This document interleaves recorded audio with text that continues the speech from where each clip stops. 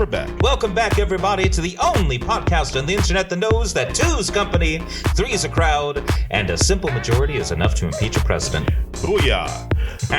And we know that because we are doctors. But not doctors. I'm Dr. Silverstein. I'm Dr. Armshaw. And on this episode, we are going to talk about the current Prime Minister, Kier Starmer, and his relationship with one Mandelson and Mandelson's relationship with one Jeffrey Epstein. Mm-hmm. We will also be talking about, again, the Epstein files. Oh, yes. And, we can't not talk about it. Well, they're not going anywhere. They're not going anywhere. And we will probably have to cover as well the seizing of voting machines and the clear plan from the MAGA administration to corrupt the 2026 and 2028 elections. Oh, yeah. So all that and more coming up on Doctors Not Doctors. That's right.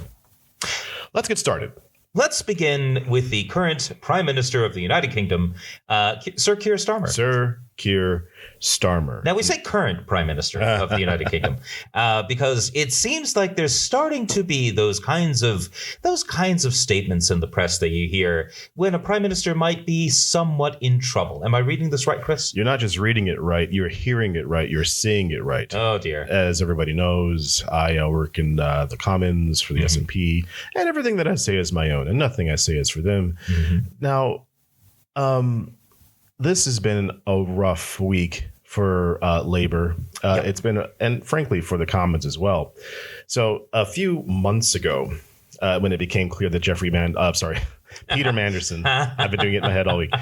Peter Mandelson was continued his association with Jeffrey Epstein after the drop of the first tranche of Epstein files. Yeah. And for those of you who are unaware, Peter Mandelson was the ambassador to the United States. And it was also very important to note that, unlike America, ambassadors in the United Kingdom are not appointed. They're not confirmed by Parliament or anything like that. It's usually the Foreign Secretary or the Prime Minister, and it's normally a member of the Foreign Service, kind of like the State Department in America. And it doesn't have, in America, there are a lot of ambassadors who are donors. Well, that's the thing, from both parties. In the United States, there's kind of a strong line between diplomats and ambassadors, right? So diplomats, these are people who are civil servants. They have passed the Foreign Service exam. They work for the State Department. They are nonpartisan because they work for the state itself rather than being political hires, right? That also means that those diplomats who become effectively agents of the United States government only can really do what the current government want them to do. That's exactly right. The whole point is that the American people, of course, decide who is in charge, and then those people, the political people, get to decide what it is that the non-political civil servants actually do. And that's it. It is a system, and it's the American system, at least for now. That said, however, diplomats are the people who are doing the paperwork. Diplomats are the people who are, doing meetings with people in foreign countries, getting the lay of the land, writing up reports. Ambassadors, these are kind of like the showpieces, right? They're the show ponies. Not always. No, I'm not saying that like there's no ambassador. I want to make sure it's not always, because it is very important to realize that ambassadors usually, at least in America, serve two purposes. It's either a sweet gig for somebody who helped raise a lot of money, exactly, like Barzoon, Matthew Barzoon, who used to be the ambassador, or Mike Huckabee, who is currently the ambassador to Israel. Yeah. Okay. I've just knocked us off piste, haven't I? You have. Yeah. Let's not even. We'll come back to that. We'll come back to that. Okay, maybe later. Yeah. But then you wouldn't but let's take Huckabee for example. You're not making him the ambassador to South Korea or No. You wouldn't put him somewhere where he needed to do a good job. You put him somewhere where he's got political connections. You put him somewhere where he's gonna have an in with the current government of the day. Maybe it's just someone that you're putting in there to reward them for, political donations, for their, political support that they've given in the past. But the idea is that the ambassador isn't necessarily the person doing the work of a diplomat, although they can do. And certainly with postings that, shall I say, are less prestigious, you are much more likely to see an American ambassador be someone who is appointed from the bureaucracy, from the civil service itself. It's usually either it's less prestigious, although those are great to give away to people as well. I think Rahm Emanuel has I think he might even be the ambassador to Japan. If you let me check that for a second. But then at the same time, that's pretty prestigious, I would say. It is, but you're not. Even if you mess up that relationship, you're not going to mess up that relationship to the point where you're going to. He's not. Right. He's not. Okay. Maybe he was. Obviously, he was in the past. Why would Rahm Emanuel be it now? Yeah. Well, I mean, my opinion of Rahm Emanuel is not very high. So if he were to accept an ambassadorship from the Trump administration, I would not be surprised. Yeah, he was the ambassador until the Trump administration. Now it's a guy named George Glass. Right. Anyways. But so we've now talked about ambassadors for far too long. Yeah. So, but now you understand that that's how the United States system works in the United Kingdom. It is not anywhere close to that. And especially if you need to make an ambassador somebody who isn't in the foreign service, it needs to get effectively prime ministerial or foreign secretary approval. I don't know which one, but a high level minister, like the top ministers, have to say, yes, I want you to ignore whoever's next in the list, who's ever better, right, and put this person in their place. And that person was Peter Mandelson. And Peter Mandelson, who had continued a relationship with Jeffrey Epstein. Yes. After his 2008 conviction, and I think even after his 2016, is it 2016, 2017? It was, I think it was 2017 when he gets arrested for the second time. Yeah. But do not quote me on that. But when he got arrested the second time, Mandelson said, he sent a message saying, to the effect of, I'm with you. Oh, yeah. And, this is all dog shit. And, we're going to fight this. Yeah. Which is wild, given that was after the other almost 10 years after he had been convicted of soliciting prostitution from a child, which, not the kind of thing that you do on accident, quite frankly. I don't know, man. So Mandelson is he was already known to be somebody who had connections with Jeffrey Epstein, right? He was already somebody who had a very, very long sort of political history in the United Kingdom. And I think it's fair to say, scandal-filled. Yes, not all of it was bright and shining. I think we can all agree. So would it be fair to say, Chris, then, that choosing Peter Mandelson to be the ambassador to the United States, sort of moving him ahead of the civil servants who otherwise would have been fulfilling that role, that this was a big deal? It was as far as Westminster is concerned, it was a shocking selection because he had to resign twice, I believe, because of scandals, the one of which was an undisclosed home loan scandal. And I think there's conflicts of interest stuff in there. And then he was given a peerage. And I mean, as long as I've been in Parliament, he's always been like this kind of shadow. Right. Everybody. And of course, he was made a peer, a member of the House of Lords. So that's a job that he can never lose unless there's a legislation passed to stop him. So this is all the context you need for understanding what kind of person Peter Mandelson is. He's not some, he's not some cuddly teddy bear that, who I understand is actually quite, he's a gossipy little guy and he's really affable. But he likes sharing secrets, which then makes it even more complicated when he was sharing those secrets. We're not going to get there yet, but he was sharing information and being friends with Jeffrey Epstein. And it came out in the most recent tranche of emails and files from the Epstein drop that Mandelson was sharing market-sensitive information with Jeffrey Epstein the day before things were happening, which is a big fat no-no, hugely illegal. That is, that's the kind of thing that would be tantamount to insider trading, depending on what happens with that information, right? Yeah. If you're sharing market-moving information before the general public has an opportunity to learn about it, before the market opens, then that is 100%. I mean, it's such a massive violation of the public trust, right? Yeah. It is something that very well could amount to a crime. And I'm sure it's being investigated at this very moment. His houses are being raided, yes. Yeah, well, that's the thing. His house has been raided. They've taken away a bunch of evidence, from what I understand. Peter Mandelson is basically he's for it at this point. Like this is not looking great for old Pete. No, it's not looking great for him. And, if that was the end of it, then it would be just, a disaster from a person who, carved his way into the political sphere. And this is how his political career ends, in flames because he, got too close to just the worst people in the world. He flew too close to the inferno, Chris. He got too close to the lake of fire. Yeah. But that's not how far it goes. It keeps on getting worse because if you recall from 25 minutes ago when we started talking, he was the ambassador to the United States, who was effectively appointed by the Prime Minister of the United Kingdom, right? Keir Starmer, back to Sir Keir.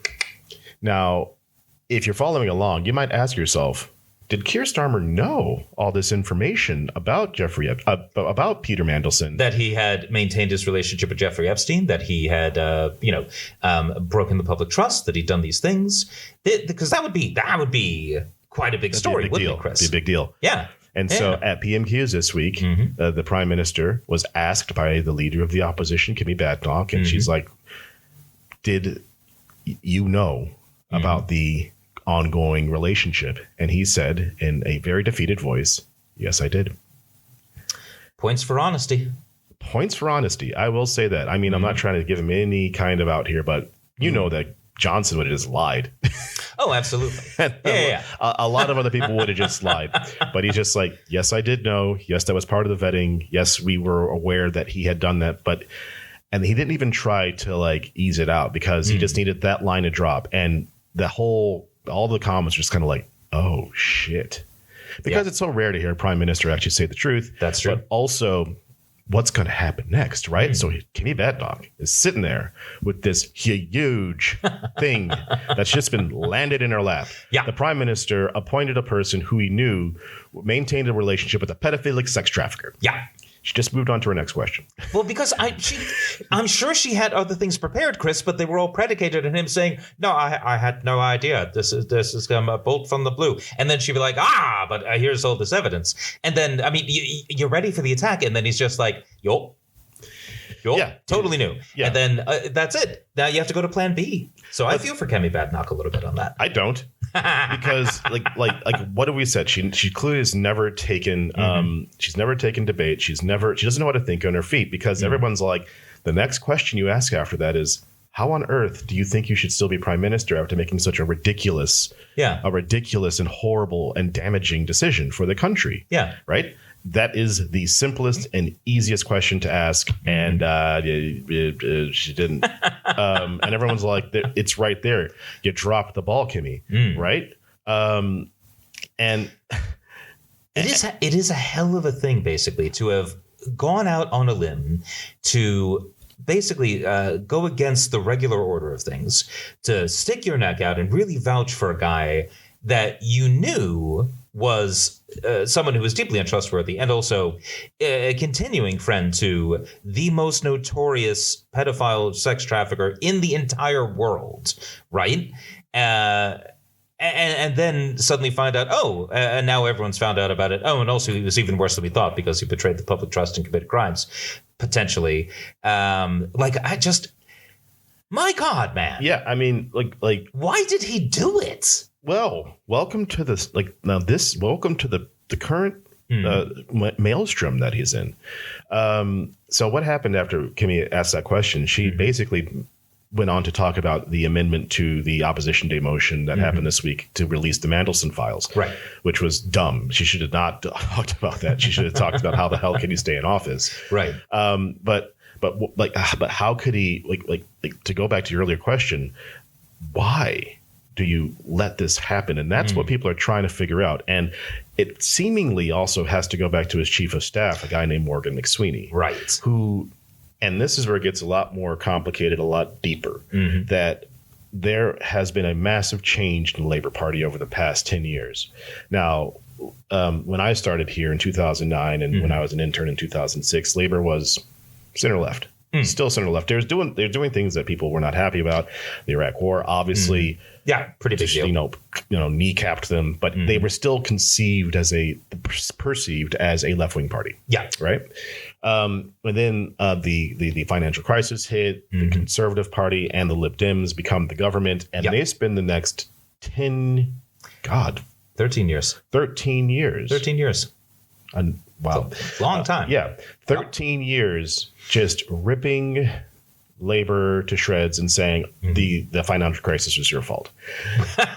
Which I just need to point out that the global financial crisis that originated in the United States housing market was probably not entirely caused by the budget deficit of the United Kingdom of Great Britain and Northern Ireland. And I mean, the banks here had obviously a massive part to play in it. They did not, hold back. Yep. But obviously,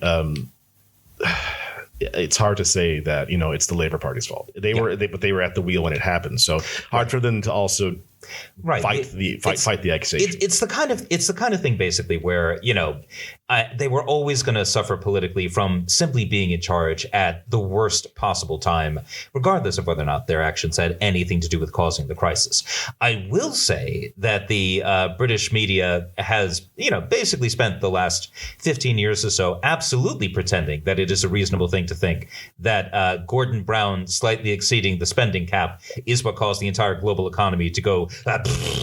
So I think that's a little bit. I think it's a little bit much, is what I'm saying. It is, and so in the intervening years, in 2015, Labour loses again. Ed Miliband was the prime minister, or the leader of the opposition, and Cameron won with a majority. And so he resigns as leader of the opposition, leader of the Labour Party. And then there's a campaign, and Jeremy Corbyn, an ultimate leftist. Right. Like an old school lefty. A very, very old school lefty, as it turns out. Won the out of nowhere, completely surprising everybody, wins the leadership of the Labour Party. And under Jeremy Corbyn, a couple of things happened. One of which is that in the 2017 election, the Labour Party got a higher percentage of the vote than they got in 2024. Right. People voted Labour, but it was in the middle of Brexit. There was all that. And so basically they just didn't get, as it is in politics, they didn't get enough seats. So he didn't win. And that was the beginning of a massive Labour plan being hatched within Labour by people like Morgan McSweeney, by people like Kier Starmer, by people like Peter Mandelson, to take the party from the left effectively, I'm sure they would disagree with me, but to the center right.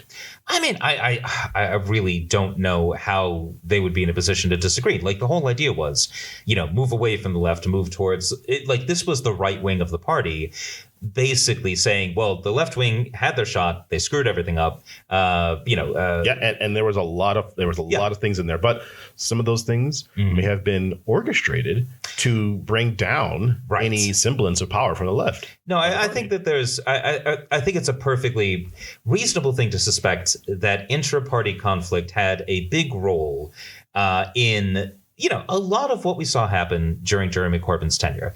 That said, Jeremy Corbyn did himself absolutely no goddamn favors by doing things like saying, Russia did just assassinate, or attempt to assassinate some people inside of Britain and accidentally killed a woman. But maybe we shouldn't rush to judgment on, the Russian assassins who we know are assassins who work for the FSB. What's the context here? Yeah, I swear to God, man, and I'm just going to say this, if you call yourself a leftist and you still think that the Russia is in any way anything other than this centerpiece of the fascist international, then your head is so stuck in the 1980s that it is absolutely time to just to wake the fuck up. To extract your head from your posterior. Indeed. With prejudice. Yeah. I mean, in 2019, because let's not forget that Keir Starmer was Jeremy Corbyn's shadow Secretary of State for Brexit. Right. And at that point, Starmer was anti-Brexit, and now he is very much sanguine on the entire concept. In 2019, there was a leadership challenge because in 2019 there was another election, and Corbyn lost again. Because Boris Johnson wanted to get Brexit done. Right. And everyone's like, yeah, let's get Brexit done. It's going to be great. And here we are with massive inflation and food costs and all that, and the cost of living, and nobody can work here. And anyway, and so so Starmer takes over the Labour Party, and then from 2019 and 2024, he just starts purging and turning the party to a much more streamlined party. Kicks out Jeremy Corbyn. Tried to kick out Diane Abbott. At the time of the 2024 election, he was just drop kicking people out of the party. People like Lloyd Russell Boyle, who was an MP for Brighton, somewhere around Brighton. Anyone who was seen to be too left wing, too outspoken, or just weak enough so that they couldn't fight back. Right. They were out.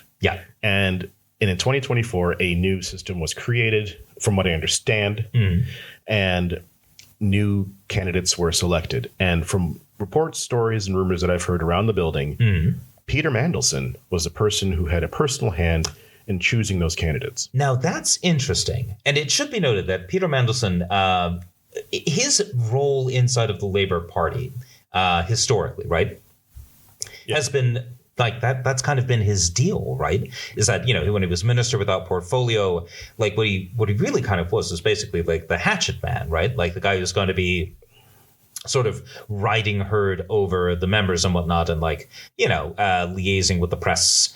And, there's a reason why his unofficial title was the Prince of Darkness, which, it's not great. It's not a great title. Like, I would have gone for Darth myself, but I'm a nerd. So, Yeah. And so there was a clear push by people like Morgan McSweeney, people like Kier Starmer to, in their eyes, and I understand where they're coming from somewhat, to make the party more electable. The United Kingdom's political environment is not really good for the left. The newspapers that you have across the country are almost all right-leaning. Sorry, that was a mistake. Are right-leaning papers. The Telegraph, the Times, and then you have even the Sun. The tabloids. Well, the Sun, sometimes, and then there's the tabloids, which are completely different. A ball game. But you have to find a way to get those guys off your back. And so what happened when Starmer won? He won on a platform of change, but the first thing that he did was screw over the poor, screw over the hungry, screw over the sick, all in an effort to undo that line from 2010. You caused the financial collapse. He's like, how dare you? Look, the markets love us now. The markets are happy, blah, blah, blah. Right. But your voters... not so much. Exactly. And the people that got elected into Labour's current massive majority, none of them ran on, so what we're going to do, right, is we're going to, take money away from disabled people, and we are going to cut taxes, for rich people and businesses and whatnot. And, and we're going to do austerity 3.0. And it's going to be great, you guys. Instead, they run out as we're Labor, and we're going to make things better for people. So it's just politically cack-handed, and it strikes me that some of this shift towards austerity was probably baked into the pie by the fact that Liz Truss, conservative prime minister for the period of time it takes for a cabbage to wilt, she had basically taken the United Kingdom's credit rating that it had built up over 300 years of scrupulous, there's many reasons why it's there, but Anyway, so she spaffed it up the wall, and the end result was, a huge jump in borrowing costs in the United Kingdom, a huge jump in the amount of money that we have to spend on paying interest on the national debts. It just caused a huge trouble, basically, for the budget, And getting the markets to chill the fuck out and lend at a lower interest rate frees up so much money that if you could do that, then you'd have more money to spend. And you would be able to spend that money without causing the markets to freak out. There's an argument here for how this could have worked. It just didn't. It's not that it didn't work. It's just that there was not enough good along with the pain. Like the first years of Labour government, they created the Scottish Parliament, they created the devolution, they did the House of Lords Act. Mm-hmm. They did enough stuff that you can put your hat on and be like, hey, look, there might be stuff that's happening over here, but we're trying to reform stuff positively over there. Yeah. It's just they haven't done any of that. Well, that's the thing. They decided that instead of going for a carrot and a stick approach, they decided that carrots are sticks. Yes. Yeah. Or just this is a tasty stick. Eat your stick, kids. Yeah, they're grabbing you a stick and tell you to eat it. Yeah. So that's kind of the current Labor plan, all seemingly kind of created under the guise or under the observation of Mandelson, a person who had continued a relationship with a pedophilic sex trafficker. And obviously one of his benefits would have been to get a job in the White House, which apparently nobody in the White House wanted him to have. Which is this. I know. I'm in the same boat. I was surprised when I heard it too. I just fundamentally don't understand it. Like, I mean, the only argument I can imagine for going outside the civil service to put Peter Mandelson, of all freaking people, in is the idea that, sure, he's friends with Jeffrey Epstein, but so was Donald Trump, so they'd have so much to talk about. They could reminisce about the old times, presumably, and it's gross and cynical. But, also we're trying not to have the United States invade us and destroy the world. So, I could see the argument for it, as gross and awful as it is. But if the Trump administration didn't want Mandelson, then what the hell even is this? Yeah, I mean, what it is that it's clear that Mandelson wanted this position, and he got it. So now you have a prime minister who has appointed the worst kind of person into a very sensitive and powerful position for the country, a political movement that he's created within his party that has damaged them. They are fighting for second or third in the polls at any specific time. He's effectively helped facilitate the growth of a far-right fascist party by his horrible dog shit policies. So if you were a backbench Labor MP who believed in that change and believed that, the left-wing policies deserved at least, a year of a chance, you feel in a certain kind of way right now. We know that because now there are calls for Kier Starmer to resign. And this is the kind of the final part of the quagmire that the Labor Party is in, specifically because people like Angela Rayner are saying, Angela Rayner is tangentially saying, you made a mistake and it's time to go. Here's the problem. She has a scandal about her taxes. There's all these people who want him to go, but they either have no appeal north of the Watford Gap, that's just leaving, that basically no appeal outside of London. And there's no way for them to claw back the people that they've lost to Reform or the Greens. And therefore you have a prime minister that basically has to stay in power because there's no one else to do it. And so just like, what do you do? No, it's a really nasty situation to be in. And that the higher ups in the Labor Party were thinking to themselves, okay, we got 5 years at most in power before the election. And for us to get reelected, we are going to have to fix the economy. We're going to have to, make sure that we win back voters that we've lost, et cetera, et cetera. So we're going to have the first, we're going to front load all the nasty stuff for the first year, get the markets back on side. Then we can start focusing on doing things to get our base back on board, and by the time the election happens, this will be great. As long as nothing ever goes wrong ever again. And 6 months, 4 months later, Trump is elected. I just... But how do you not see that? Again, there's basically, the Labor Party is just... has been struggling and going from disaster to failure to failure to failure, and now they can't even really conceive of having a new prime minister. And I'm not entirely sure the country wants a new prime minister right now. Given that in the past 5 years there's been like 3 or 4. Right, since 2020 we could do with Johnson, a little bit of stability. Truss, Sunak, now Starmer. And if he goes, then you have to find a fifth, and you're going to find a fifth without an election. I don't think that's going to happen either. So it's that's why it's a quagmire, because politically in the United Kingdom, you call for an election, things are going real wobbly. The backbenchers are furious because they've been marched up and down hills. They've been asked to do stuff that they did not want to do. They voted to support the 2-child cap limit in 2024. Only then to lift it. You mean no, to keep it. Oh, I see. You're right. They were asked to keep because it because the SNP put down a motion in the King's speech and said we need to get rid of it, and they all voted against us. And anyone who didn't vote against us, who voted with us, was kicked out of the party. Right. So that was 2024. In 2025, they're voting to lift it. Yeah. They're voting to support to lift it in. Actually, the legislation is going through the House right now. Well, I mean, this is the thing. Like when they were campaigning in the first place, they were campaigning on the 2-child benefit cap. It's evil. It's wrong. It's just it's unethical. It's awful, and it needs to go. Right.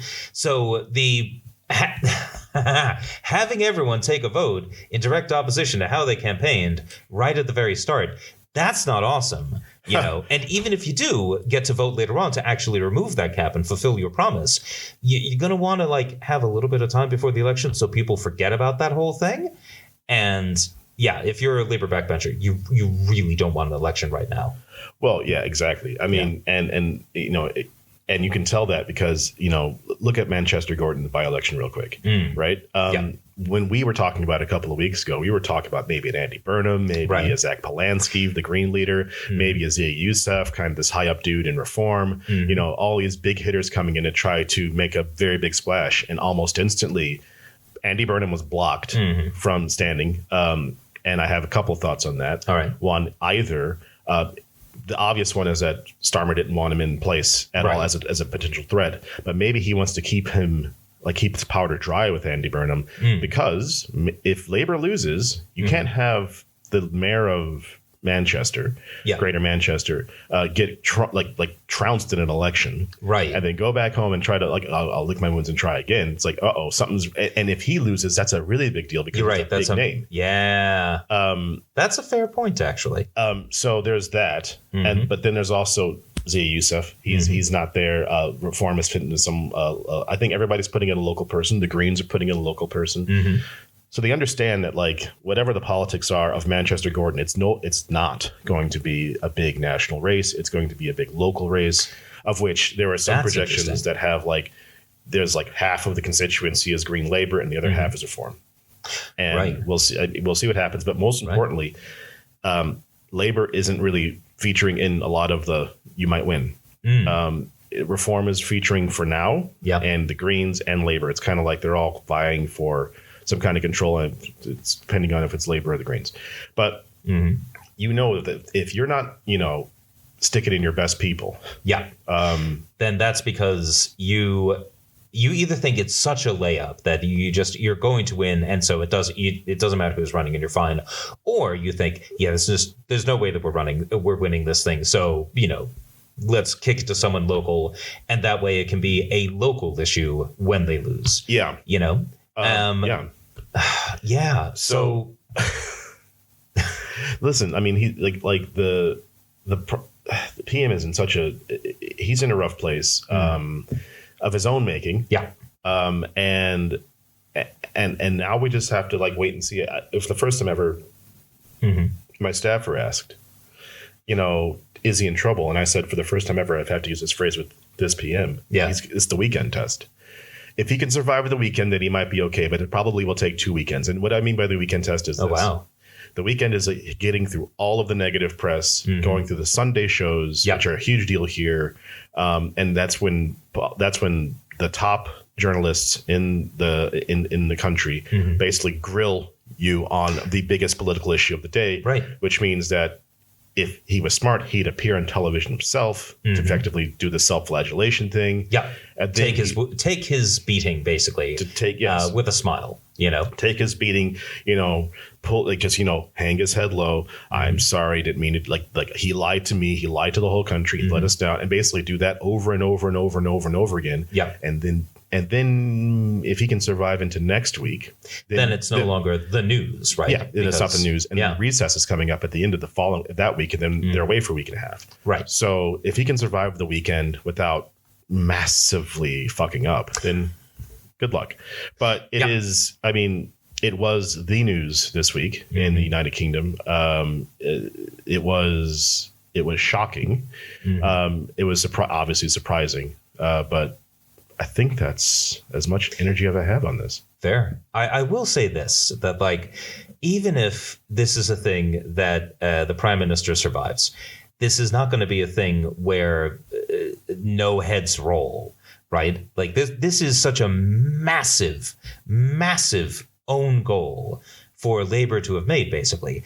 I really have to start wondering how long Morgan McSweeney can survive this situation, because if Keir Starmer is wise, then he will basically let it be known that, well, the whole Mandelson thing, this is Morgan McSweeney, he's a big friend of his and really wanted to support his friend and whatnot. And, well, he just made a bad choice. And unfortunately, he's, et cetera, and we wish him well. But like someone needs to be held accountable. That's a good point for this. But here's the problem. I think that if Morgan McSweeney, potentially the architect of this new Labour project, or one of them, if he's pivotal to the game, then there's absolutely zero way he is going anywhere. Which I think is the biggest problem, is that if Starmer needs Morgan McSweeney, then he has way worse problems than I thought. Yeah. I mean, I'm surprised he's still in position after, frankly, a shitbag dumpster fire of a year they've had 2 years. Like seriously, if you're Morgan McSweeney and you're just like, look at my policy achievements.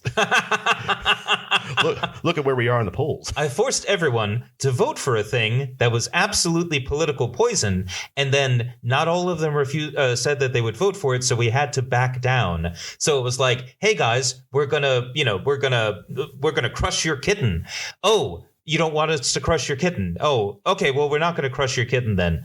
We're cool, right? Yeah, so that's the trouble that Labour is in, and I guess we'll keep watching this space. But we're going to take a little break and get right back to you.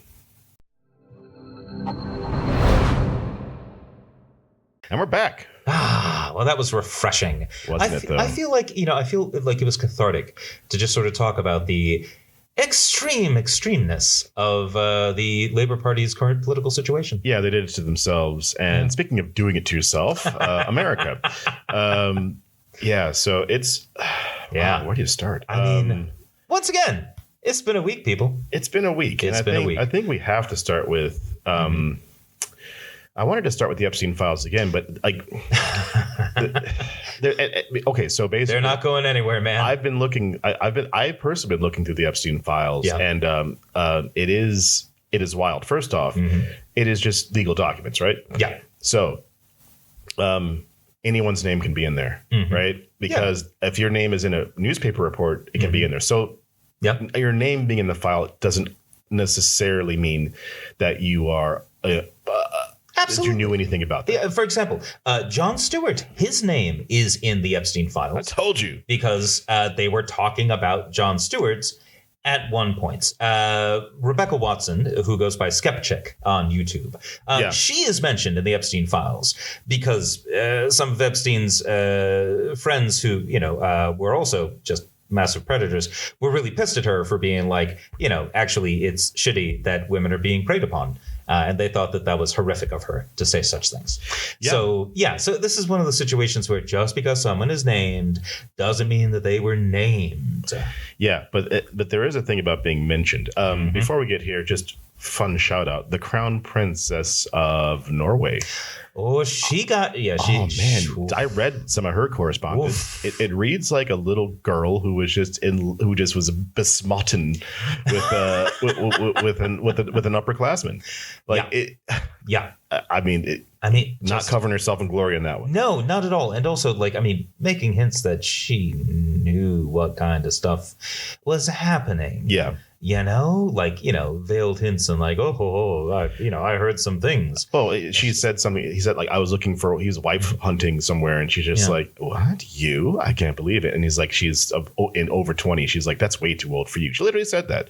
She wrote that down. I'm way too old for you. I'm almost like, bloody hell. Yeah. So why are we talking about all these different things is because I'm not rant here, but I'm definitely going to go on a little tangent. Here's the thing. What we've had over the past several, 2 drops of Epstein emails is you're starting to see a pattern emerge. There's the pedophilic sex trafficking pattern, which everybody's talking about. Everybody gets that's, horrific. Yep. And there are, more photos, videos, emails, and files coming about that every day. There are millions of them that people are trolling through, day and night. And then there's the other side that we aren't talking about, but I think requires just as much attention. It is the place that Epstein had in the far right fascist global movement. Yep. You're talking about Steve Bannon here, aren't you? I'm talking about Steve Bannon. I'm talking about a lot of the people who are currently in the government, a lot of the U.S. government. I'm talking about, some of these emails are like, where are you going? Oh, I'm going to, let's say, the UK. Oh, and I'm going to talk to Farage. And then, we have enough power now to affect any kind of change in the government, this, that, and the other. I mean, it reads like a political thriller, but as the bad guys. Like, these aren't the good guys. And they know they're not the good guys. Yeah. But they're clearly creating this integral in creating this global fascist system in which we are all living in. And this isn't like, drawing lines where there are no lines. It's literally we can we can influence policy. There's only one piece of yarn here, people. It's a pretty direct connection. So I mean, like, when you have Steve Bannon, so number one, for those of you who don't know, Steve Bannon is a political operative in the United States who has been foundational to the Trumpist movement. He was in Trump's first administration. And then was turfed out for basically overshadowing the boss, and you can't do that. You can't do that. Yeah. But he has still been a mover and a shaker in, alt-right neo-fascist circles for quite some time. Ever since he got turfed out the White House, he just started traveling around Europe trying to make sure that the same thing happened all over, like Orban, Le Pen in France, Farage in the UK. Basically, anywhere where you see, the AFD, anywhere where you see, a strong, basically fascist or very far right leading movement, there is a good chance that he was involved in its organization and telling him how to make money, in making sure that in organizing political and financial support for them, and apparently there are emails from Bannon to people saying that Epstein was working to generate political funding for Matteo Salvini, who's the head of the Lega Nord in Italy, right? So this is like the, I would say that this is the fascist party in Italy, but that's not entirely true because that's Fratelli d'Italia, and they're the ones who are currently running the government. So that's Meloni, the head of the, let's be honest here, the fascist party of Italy. Well, so, even as they are that, Meloni has definitely taken her foot off the gas from when she started. Meloni has been, at least in foreign policy terms, been fantastically moderate, very pro-Europe and very pro-Ukraine, which is in stark contrast to, the fascists in the United States who are deeply anti-Europe and really consider Ukraine to be, something that should cease to exist as soon as Vladimir Putin is done murdering people. Yeah. But what is basically very, very, not surprising, but now it's becoming very obvious is just how much influence these people had. I mean, you have the leaders of the internet companies. You've had obviously political leaders. You've had financial leaders, all of whom are trying to get into his circle. And he was trying to get as much information. Going back to the Crown Princess, why do you want to keep a person like the Crown Princess on your hook? Because she is next to power. She is in the upper echelons of Norwegian society, and Norway tends to have a lot of oil. Yep. It's also in a very specific place strategically for the world. There's a number of reasons why you want to keep this person there. And if you read through any of these emails, and, I think everybody should, at least on a public computer, not your own, definitely have a look through and read some of the stuff that's in there. The way that he talks to people, first off, he can barely write, and he writes in very small, chunky phrases. But it's always just, what's going on? What are you doing? What do you know? Who do you know? And people are reporting to him. They're reporting to him. And again, this is separate to the whole pedophilic sex trafficking stuff. They are reporting to him what they know, who they're talking to, and why. And it's seemingly operating all of this off of, like, you know, ultimately from his private fucking island. Yeah. Which is bonkers. It's like, this is the thing. Like, it's one of those things where, you know, he's kind of Varys is what he kind of is. You know, he's like some weird third party spy master, working contacts, you know, making connections, like getting people together so that he can figure out what's going on and spreading information to those that he wants to. In fact, one of the big things about Mandelson, one of the big reasons why he has his position has been such a big thing is the revelation that when he was part of, I think it was Gordon Brown's government, right? Yes. He was using his position as, I think, trade secretary to give insider information to Jeffrey Epstein so that he could give that information to Jamie Dimon at Goldman Sachs, right? I think it was Goldman Sachs. Well, I think that's Jamie Dimon's business, because it's not Lehman Brothers, because they're dead and gone. But yeah, so Jeffrey Epstein was not just JP Morgan. Oh, JP Morgan. Thank you very much. So not just operating as this, you know, global pedophile elite, but also someone who was, you know, encouraging international bankers to threaten democratic governments, someone who was moving money around to support fascist movements throughout the West. Like, this is... he's a bad man. Jeffrey Epstein was a bad man, dude. He's a bad man who supported bad people, and we are currently living in the aftermath of his of these actions. It's like finding out that, like, you know, the cancer has spread so far. It's just everywhere now. Yeah, I mean, I mean, you put the two tranches together. Yeah. And also one of the other things that I find interesting, because obviously Andrew Mountbatten Windsor, Prince Andy, is also still in trouble, massive trouble, and potentially legal trouble because he apparently trafficked a woman, and he has been accused of trafficking a woman into the United Kingdom. But he basically all these things coming together is. It's just showing how much the system that not that you believed in, but how much these two systems tend to scroll around each other. Yeah. Epstein loved to take pictures of people. Oh, yeah. He took pictures of Mountbatten. He took pictures of, He took pictures of Mountbatten on all fours. Yeah. I mean, like, there's all these, like, and that's what I mean. Like, he like, obviously there seems to be some kind of connection between the two in which you go out there to hang out with him. He takes a picture with you, and all of a sudden you are it's always a person in a position of power or a victim. But he has like he's clearly collecting information and compromising material. I don't know if there's a word for that. I believe there is. I believe the Russians have a word for it. Compromat. But you might think that I couldn't possibly comment. Indeed. Well, okay, so here, this reminds me just a little bit of, you might remember back in the day, in a simpler time, when one of the big political scandals was the possibility that David Cameron, the Prime Minister of the United Kingdom, may have, when he was at school, fucked a pig's head.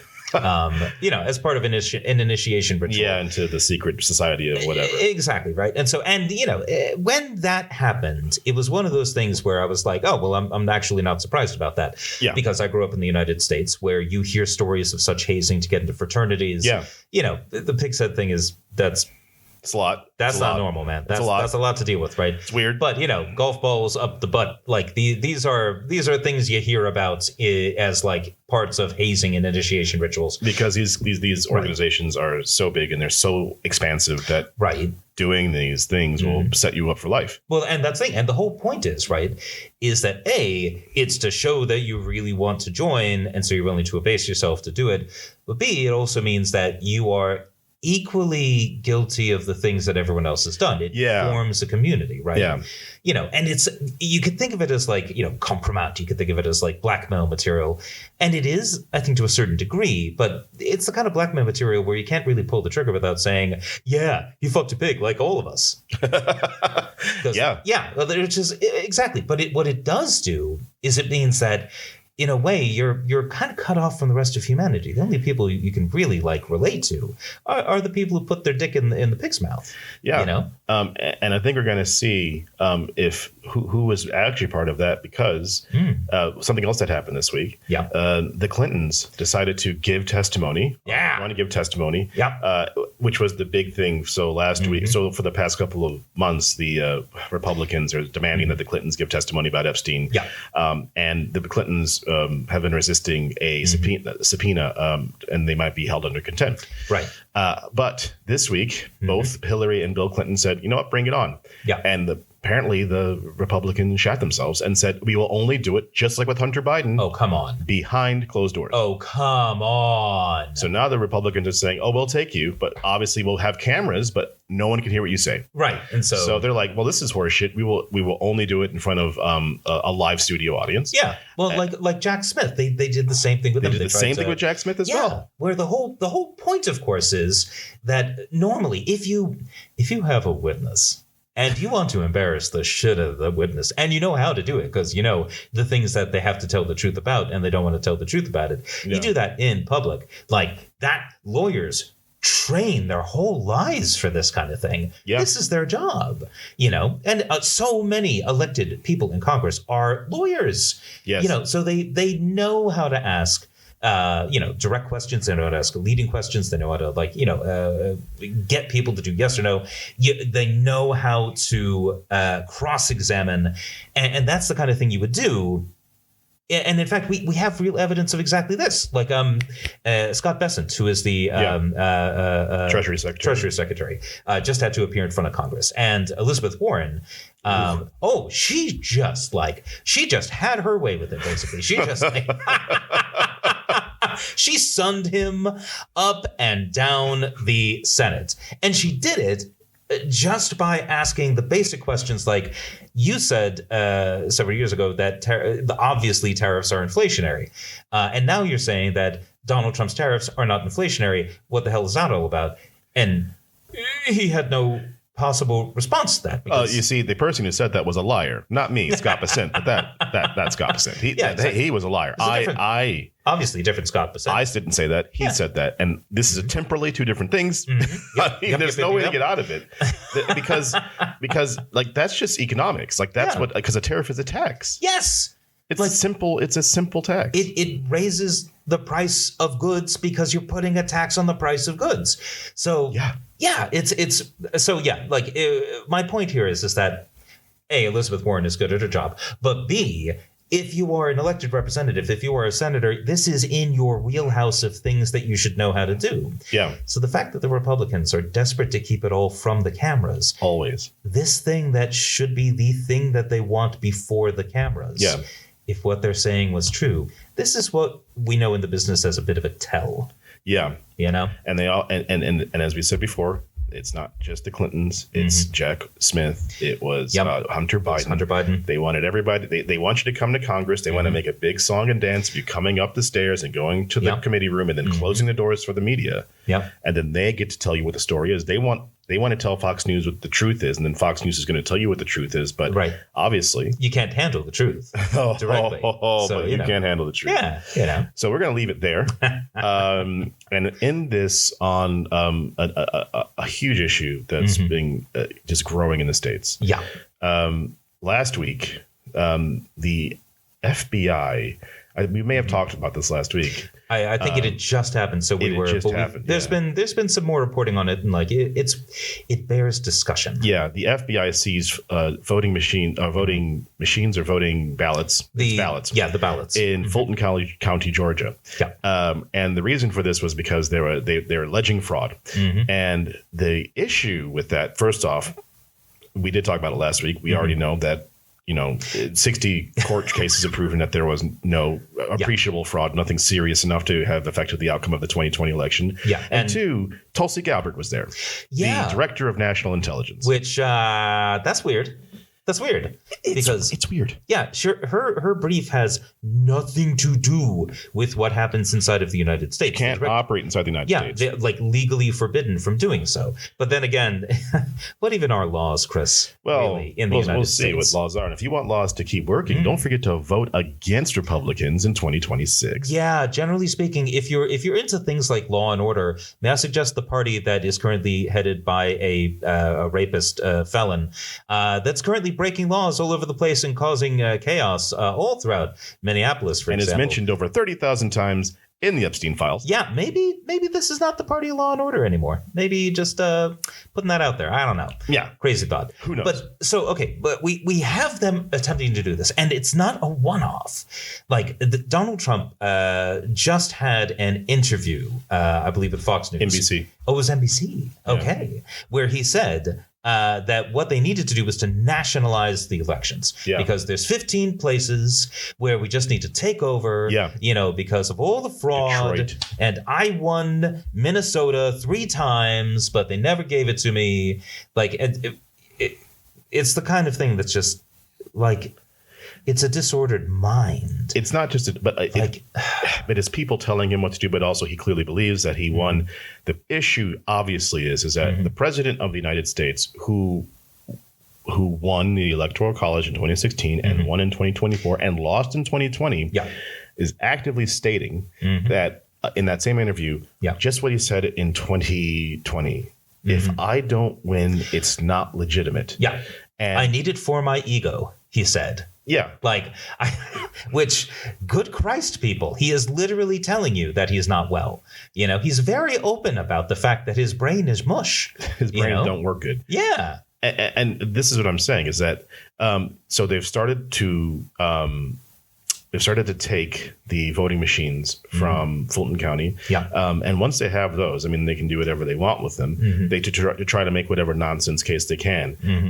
He has declared that the states are the agents of the federal government, not that states, not the other way around. And really, America is the other way around. Yeah. America is 50 quasi countries that have ceded some of their sovereignty to the central government of the federal government in the United States, but is very much not a central government.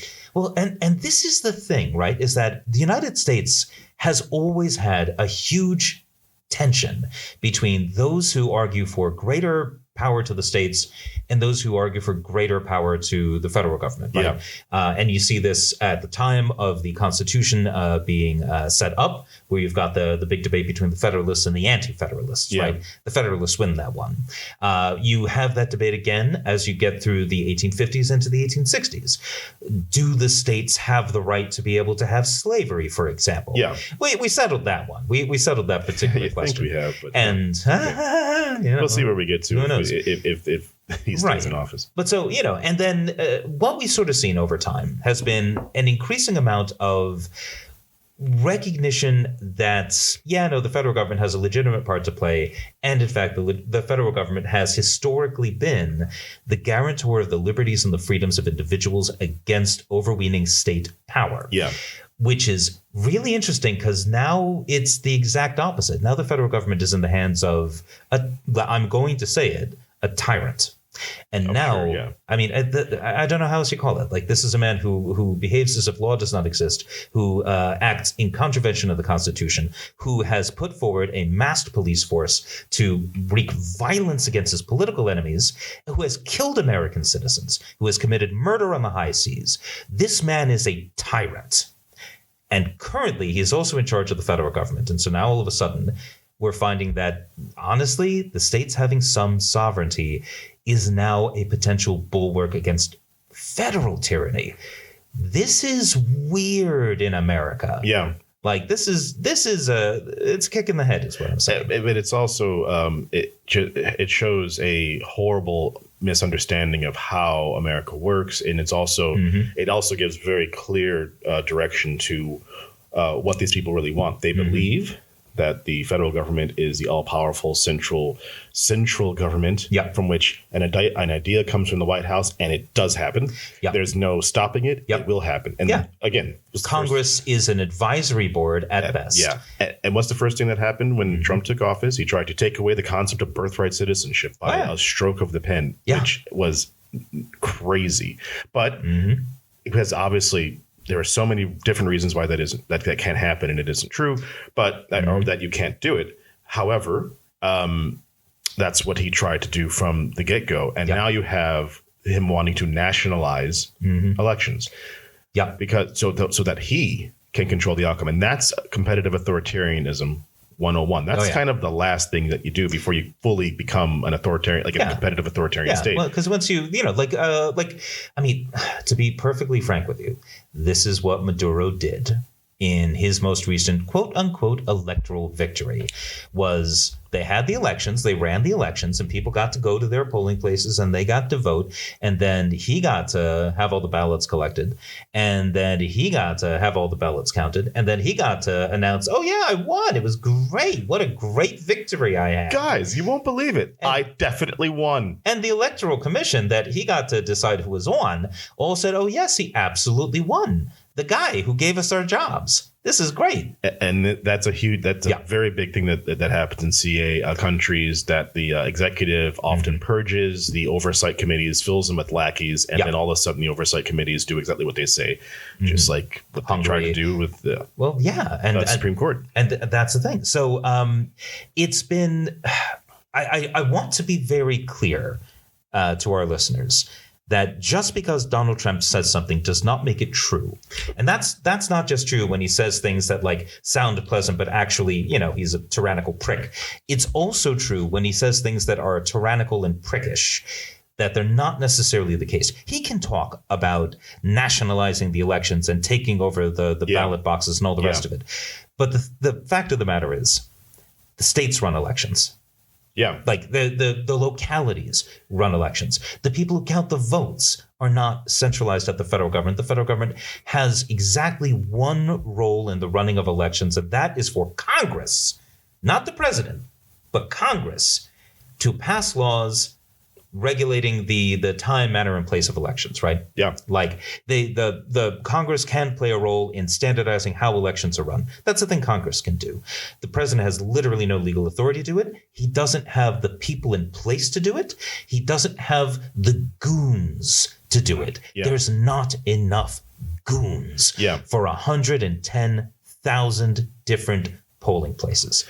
Yet he will claim that he's going to try, and I think that he's going to try. He's going to try. I mean, and in order to do that, you either put troops in the street, you put ICE in front of polling stations, you try to change the law to make sure that at the last minute to change people's to say that if your last name is changed because you got married or something, you can't vote. That's the SAVE Act that Congress is trying to pass. That would basically say no married women are allowed to vote anymore. Yeah, it's amazing. But you're gonna between now and November, it's just going to get worse and worse and worse because they see the writing on the wall. Yeah, and they think that they have already got some wins because they had that. They gerrymandered Texas, and they said they were going to try and stop gerrymandering in California. Oh, yeah? Yeah. What happened? Well, it's really interesting.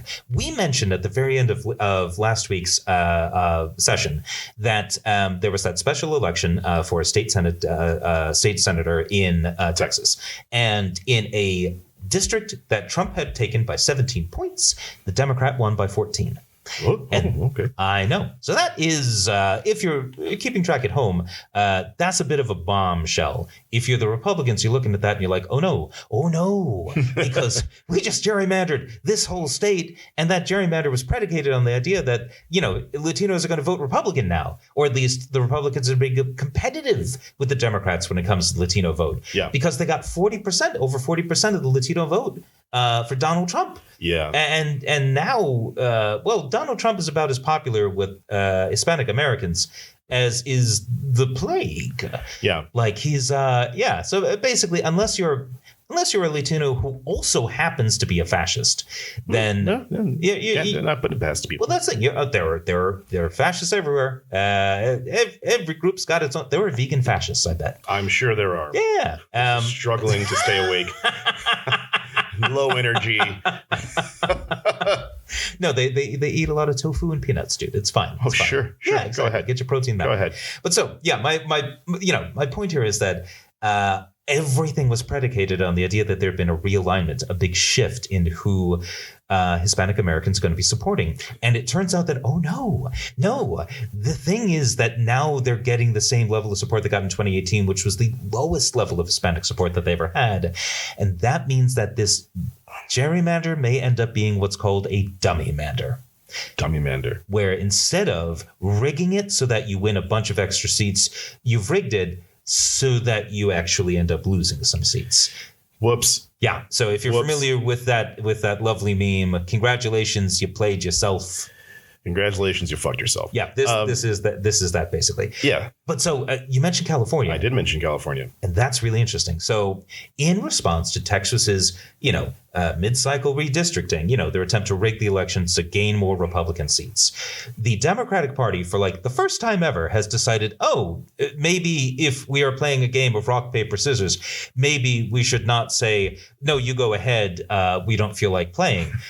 Instead, they've decided, okay, well, I guess we have to play the game now. So California had its citizens vote on a proposition to get rid of the nonpartisan committee to draw its district lines. For a limited time, I believe. For a limited time, basically. And the idea being that, we are going to gerrymander the fuck out of California. We're going to add a bunch of Democratic seats, and we're going to do that until we can get a nationwide agreement that we're not doing partisan gerrymandering anymore. Yeah. Now, this is the thing. A bunch of Democratic states have not been gerrymandering their seats. A bunch of Democratic states have actually been doing things like having nonpartisan districting commissions because, the Democrats want to be the party. It's the right thing to do. It's the right thing to do. Party of good government, ethics. And, that's worked exactly as well as you would suspect as bringing a water gun to a knife fight. Yeah. So with this is a big breach in how politics is done in the United States. Obviously, if you're a Republican in California, you're looking at this and you're saying, oh, crap, we can't get elected. We're going to lose our phony baloney jobs, you guys. So obviously they sue. It goes up to the Supreme Court, and the Supreme Court rules, in keeping with its prior pronouncements, that the Constitution does not prevent states from rigging elections to benefit political parties. Which is wild. It's amazing to me. You would think that bit in the Constitution that says every state is guaranteed a Republican form of government, meaning a republic and not, the private property of a political party, but rather that which belongs to the public, which is what republic means. Yeah. But so, you'd think that would mean that a political party couldn't just declare itself, we're the owners of this state, no matter how the voters vote. Screw them. We're in charge. Yeah. But yeah, so what's sauce for the goose is sauce for the gander, and they upheld California's gerrymandering. And what's really interesting, Chris, is that Virginia, which just had its elections, which just elected a Democrat, Abigail Spanberger, to be the new governor, which has returned a strong a trifecta for the Democrats.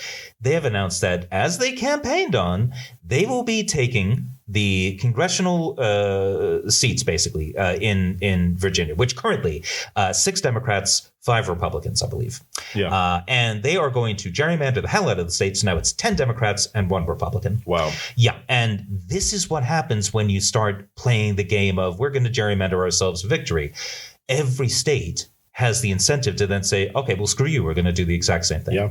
Except that with the Democrats, it seems that they got the wind in their sails on this one. Well, I mean, like they've got the political support to really benefit from this gerrymandering, and it looks like the political project of MAGA is bleeding support. Well, of course, it's bleeding support, and we'll end in a few minutes on this. It's bleeding support. If you were to predicate your entire gerrymandering project on the back of Latino voters, and then immediately turn a secret police force upon them, you didn't know what the fuck you were doing, right? How stupid can you possibly be? They're just going to keep on voting for us forever?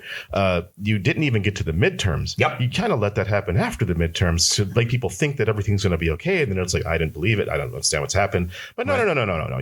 You did it beforehand, which is insane. So there, and on the other side you have I'm gonna be nice here. You have Democratic voters and you have Democrats, and they're basically like, we've spent our entire life studying this stuff. We've spent our entire life believing in the project as well. And sure, nothing is perfect. America is not perfect, but there is the ideal of how things are supposed to work, and a more perfect union, as President Obama put it. And even with that more perfect union, so much of it was left to convention. So much was left to, you shouldn't be doing this, you shouldn't be doing that. The DOJ should be, organizationally different from the executive, even though the executive appoints the DOJ, right? Like, all of that was just left in place because the system's supposed to work. And then the system shuts down, falls apart. Yep. They're like, okay, well, listen, we can either let it happen like we've let so much happen over the past 30 years, or we'd stop it now before we're not allowed to stop it anymore. Yeah. And I think that's where we're at. That is basically where we're at. And I will leave you with this one fun little bit of news. Quinnipiac, one of the major polling outfits in the United States, has just released a new poll. And this one has Donald Trump at 37% approval rating. This is his lowest point ever in Quinnipiac's polling. This is in keeping. Even Rasmussen, which is a notoriously overly friendly, results-oriented polling company for Republicans. Yeah. Even Rasmussen now has him down at 40%. Yeah. Donald Trump is unpopular. He's getting less and less popular. And you can tell that things are going wrong for them by that racist tweet that Donald Trump just put out. Yeah, showing the Obamas as, monkeys. As a pair of monkeys. Yeah, because, they are just extreme racists now. And the thing is, if they'd done this a year ago, Chris, they'd have got away with it. They would have. Because they got away with worse shit than that. But... Well, I mean, they've gotten away with just so much, but... And it was, I obviously didn't watch it. I'm not on Truth Social, but I mean, that screen grab was everywhere. And it was supposed to be about voter fraud, but nobody cares about that shit. No. Like you have the former president of the United States and former first lady, two people who are, far excel you and your trash wife, And you have them down as kind of the main slur for black people. Yep. And it's all down to, whoopsie, it was a staffer. Whoopsie, we didn't mean it. Whoopsie, I didn't see it. Of course you saw it. Of course you did it. Let's not fucking pretend. Posted it. Yeah. It's on your account. I will never understand for the life of me how the hell American elites and watchers of politics convince themselves that, like, when you put something out under your own name, on your own social media account, no one should presume that you're the one that put it out there, or that you knew what it was, or that you should take responsibility for it. Like the idea that, I let a staffer tweet in my name, and whoopsie, look what this guy did. Oh my goodness. No, you're not allowed to know who he is, and no, he's not fired. That's why at the end of American political advertisements, they are now by law supposed to say, my name is this and I approve this message, right? And that's de facto for political tweets and stuff. I mean, if Stephen Flynn was to put out a tweet that said, fuck the police, and then he's like, oh, it wasn't me, it was Ferg, and you're just like, nah, Ferg wasn't supposed to be doing that. It doesn't matter even if it was Ferg. You gave him your account. Your name is on it. You did this, you schmuck. Take responsibility for once in your misbegotten, pedophile-friendly life. But he won't. Nah. And that's why we need you to get out there and vote in November. And when the election comes here in the UK, remember to not vote for the fascist party, because it's not going too well in America for Americans. I guarantee it's going to go even worse for people here. Yeah. So, listen, we've taken up enough of your time today. Last week we went way over, and this week we have to get out before the pubs close. Exactly. So we're going to be abstemious, at least in terms of talking time, not in terms of pub time. Indeed. Yeah. Which means, as always, I'm Dr. Silverstein. I'm Dr. Armshaw. And this is Doctors, Not Doctors. Good night.